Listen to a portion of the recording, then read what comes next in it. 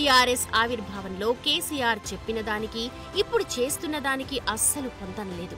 మీ ఔర్ మియా అంటూ చెప్పిన కేసీఆర్ టీఆర్ఎస్ ని పూర్తిగా కుటుంబ పార్టీగా మార్చేసి కొడుకు కేటీఆర్ చేతుల్లో పెట్టారు.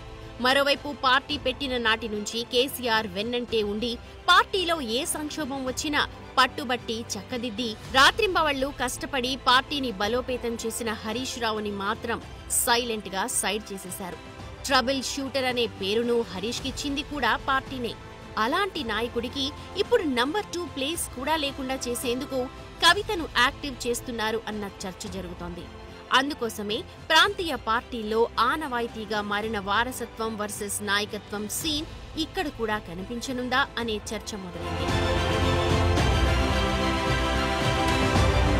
కేటీఆర్ ని నమ్మి పార్టీ వర్కింగ్ ప్రెసిడెంట్ ని చేస్తే ఎన్నికల ఫలితం ఎలా వచ్చిందో తెలంగాణ అంతా చూసింది.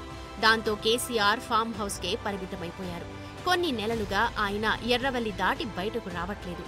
పైగా వయసు మీద పడుతోంది. ఆరోగ్య సమస్యలు కూడా కేసీఆర్ ని వెనక్కి లాగేస్తున్నాయి. దాంతో కేసీఆర్ తరువాత అంత దూకుడుగా పార్టీని నడిపేదెవరన్న ప్రశ్న తలెత్తితే అస్సలు సమాధానమే దొరకట్లేదు. ఇప్పటికే కేటీఆర్ పనితీరు, వ్యవహార శైలిపై అనేక విమర్శలు ఉన్నాయి. ఆయనేం చేసినా అది తిరిగి తిరిగి పార్టీకే తగులుతోంది. పైగా కింది స్థాయి లీడర్లతో అంత సఖ్యతగా ఉండరన్న ఆరోపణలు, తన కోట్రీని మాత్రమే నమ్ముతారన్న చర్చ ఉంది. కానీ హరీష్ రావు అలా కాదు. ఆయన వర్కింగ్ స్టైలే డిఫరెంట్.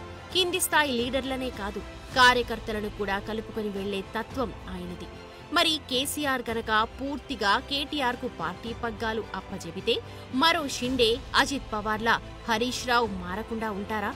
పైగా కేసీఆర్ దగ్గరున్నంత స్వేచ్ఛ కేటీఆర్ దగ్గర హరీష్ రావుకు ఉండే అవకాశమే లేదు. పైకి కనిపించకపోయినా పార్టీలో మెజారిటీ నేతలు హరీష్ రావు వైపే ఉన్నారన్న చర్చ కూడా ఉంది.